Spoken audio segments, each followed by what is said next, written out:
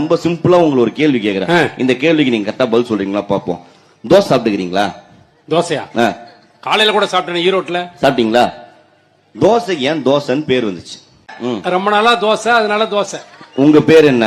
என் பேரு காங்கேயன். அதுக்கு என்ன அர்த்தம்? காங்கேயனா முருகர் அர்த்தம் இருக்குல்ல. அந்த மாதிரி தோசைக்கு ஏன் தோசைன்னு பேர் வந்துச்சு? பெயர் காரணம் கூறுக. தோசைக்கு ஏன் தோசை? ஏமா தோசைன்னு பேர் வந்து? தோசைக்கு ஏன் தெரியல. நான் சொல்றேன். தோசை ஊத்த சொல்ல என்ன சத்தம் வருது? தோசை ஊத்தும் போது சைன் சத்தம் வருது. அத்த திரி போட சொல்ல என்ன சத்தம் வருது? திரி போடும் போது சைன் சத்தம் வருது. எத்தனை தபா சைன் வருது? 2 தடவை சைன் வருது. ரெண்டுக்கு ஹிந்தில என்ன? ஏக் தோ. 2 தபா சொயின் சொயின் சத்தம் வரலாம், அது பேரு தோசை. சரி, தோசைக்கு சொல்லிட்டல. இப்ப நீ மாட்டின. இட்லிக்கு எப்படி பேர் வந்து சொல்லு? இட்லி இட்லி ரொம்ப சிம்பிளுங்க. கல்லுல ஊத்துனா தோசை, மாவை தூக்கி தட்டுல ஊத்துனா தட்டை தூக்கி இடுக்குல வச்சான், இடுக்க தூக்கி அடுப்புல வச்சான்.